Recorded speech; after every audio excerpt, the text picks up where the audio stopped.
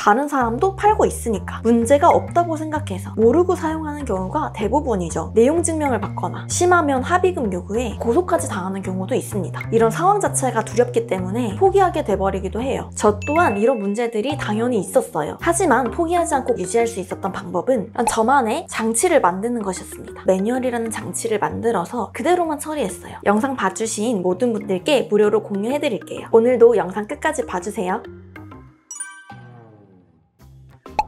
안녕하세요. 사업하는 뚜벅이입니다. 유튜브에는 단 몇 달 만에 성공한 사람들의 얘기로 가득하지만 실제로는 많은 사람들이 중도에 포기를 합니다. 구매 대행은 신용카드 한 장만 있으면 무자본으로 시작할 수 있고 컴퓨터 한 대만 있으면 언제 어디서든 할 수 있어요. 특별한 재능이 필요하지 않고 공식대로만 하면 되고 몇 달만 해도 바로 수익화가 가능해요. 이렇게 장점이 많은 사업인데 도대체 왜 포기를 하게 되는 걸까요? 오늘은 많은 사람들이 구매 대행을 포기하게 되는 현실적인 이유와 그걸 해결할 수 있는 방법에 대해서 얘기를 해보려고 해요. 제가 말씀드릴 해결 방법만 들어보셔도 구매 대행 포기하지 않으실 거예요. 구매 대행을 포기하는 첫 번째 이유는 CS입니다. 하루 이틀 내에 배송되는 국내 배송과는 달리 배송기간이 2주 이상 걸리는 해외 구매 대행은 배송 관련 CS가 많을 수밖에 없습니다. 상세 페이지에 2주 이상 걸린다고 안내가 되어 있는데도 매일매일 독촉하는 고객도 있어요. 뿐만 아니라 상품이 마음에 안 든다고 정말 사소한 걸로 트집 잡으면서 판매자 귀책으로 반품을 접수하는 CS도 있습니다. 이런 반품 제품들은 현실적으로 해외로 돌려보내는 게 매우 어렵기 때문에 고스란히 판매자의 손실이 되는 경우도 있어요. 이런 손실 위험과 강도 높은 CS 때문에 많은 분들이 구매 대행을 포기하게 됩니다. 구매 대행을 포기하게 되는 두 번째 이유는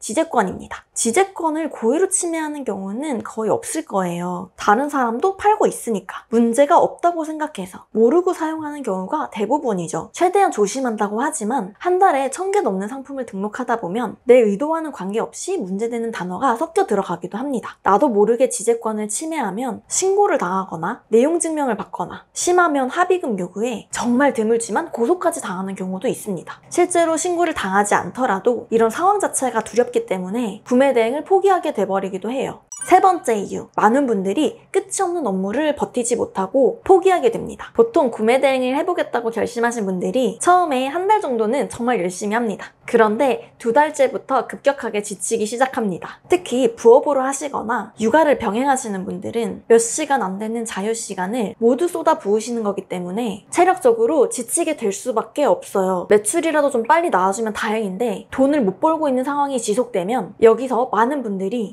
이건 안 되나 보다, 레드오션인가 보다 하면서 포기하게 됩니다. 구매 대행을 포기하는 마지막 이유는 정산 주기입니다. 사실 이 부분은 온라인 마켓을 운영한다면 안고 가야 되는 부분이라고 생각하는데요. 해외 사이트에서 결제한 신용카드 비용을 납부해야 할 때 일부 오픈마켓은 정산 주기가 늦어져서 본인의 자본금이 필요한 경우도 있습니다. 그 중에서 특히 쿠팡이 정산 주기가 늦기로 유명한데요. 최종 정산이 최대 2달까지 소요되기 때문에 쿠팡 판매 비중이 높은 셀러들은 정산이 늦게 되면서 현금이 묶이기도 합니다. 아직 매출이 적은 초보자인 경우에 정산 주기까지 크게 신경 쓸 필요는 없지만 역설적이게도 판매가 많아지면 많아질수록 더 많은 돈이 묶여서 자금 회전이 안 되는 경우가 생기고 구매 대행을 포기하고 다른 사업을 알아보는 경우도 있습니다.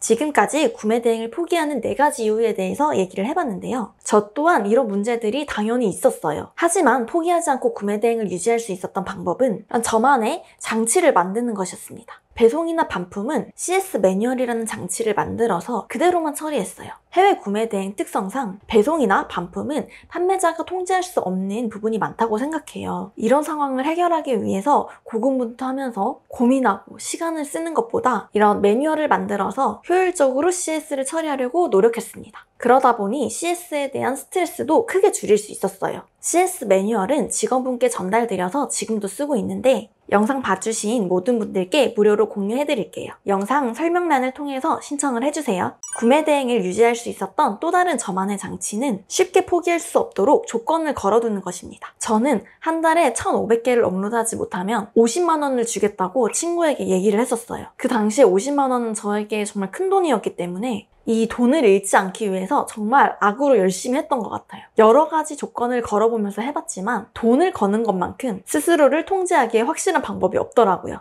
많은 분들이 구매 대행을 포기하는 이유를 말씀드리면서 그 문제를 해결했던 저만의 방법도 공유를 해봤는데요. 마지막으로 전달드리고 싶은 말은 구매 대행을 하면서 걱정했던 문제들이 생각보다는 발생 빈도가 적었고 걱정했던 것만큼 힘들지 않다는 것입니다. 그러니까 미리 너무 걱정하지 마시고 기본적인 것들만 지키면서 제가 말씀드린 장치를 본인에게 맞게 유지해 보세요. 그러면 구매 대행을 포기하지 않게 되실 거고 결국에는 좋은 결과를 얻을 수 있을 거라고 생각합니다. 오늘도 영상 끝까지 시청해주셔서 감사드리고 저는 다음에 더 유익한 영상으로 다시 찾아오겠습니다. 감사합니다.